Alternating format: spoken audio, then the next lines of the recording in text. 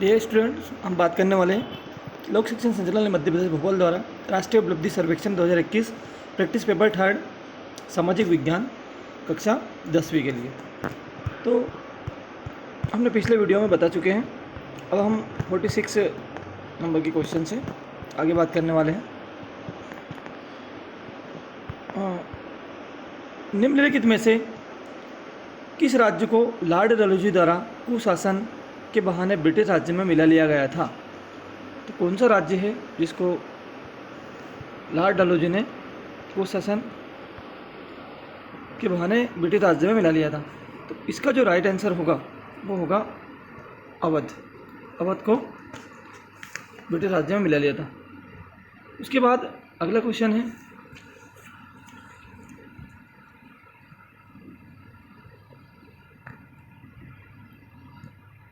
Regulating act 1773 का प्रमुख प्रावधान क्या था?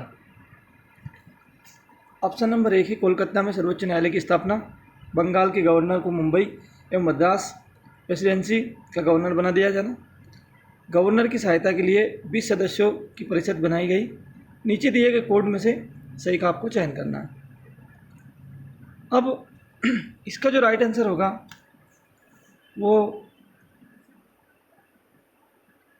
सी नंबर वाला, मतलब कोलकाता में सर्वोच्च न्यायालय की स्थापना करना, और दूसरा है बंगाल के गवर्नर को मुंबई एवं मद्रास प्रेसिडेंसी का गवर्नर बना दिया जाना।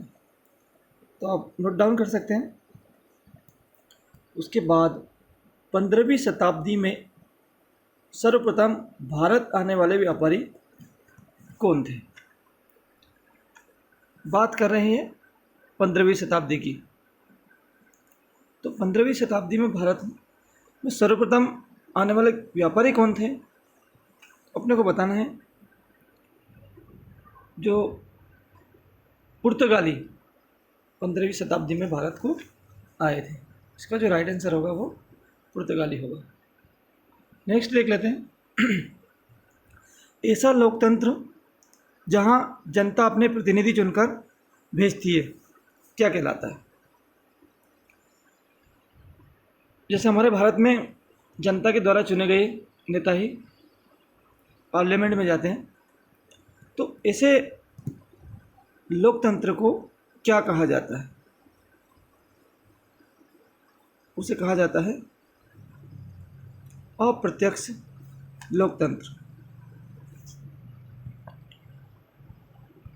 उसके पश्चात ब्रिटिश शासन काल में अवध क्षेत्र में महालवाड़ी व्यवस्था लागू की गई।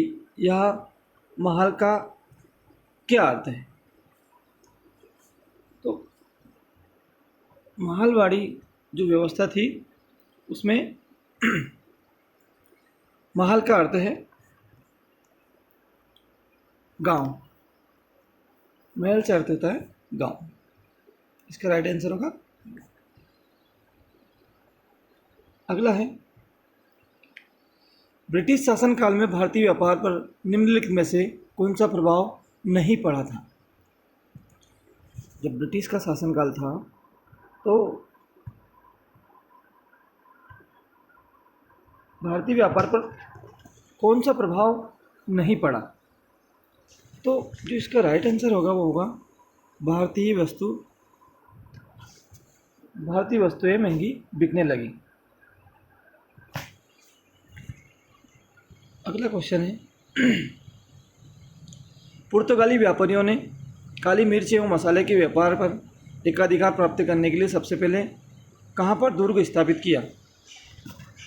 इसका राइट आंसर होगा कोचीन।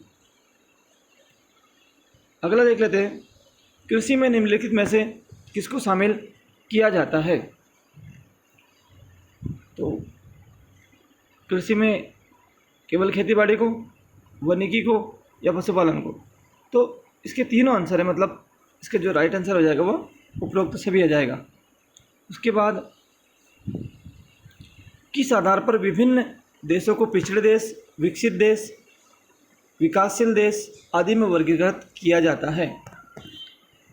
तो जो इनका जो आधार होगा, किसी भी देश को जिससे हमारा देश जो है वो विकासशील देशों में आता है।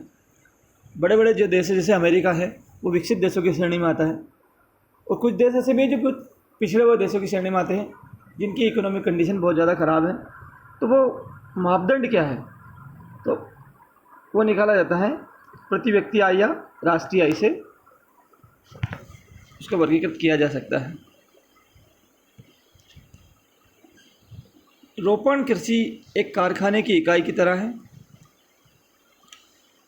जिसमें विशिष्ट वैज्ञानिक विधियों, स्थानीय श्रम का प्रयोग कर उत्पाद को विश्व बाजार में बेचा जाता है।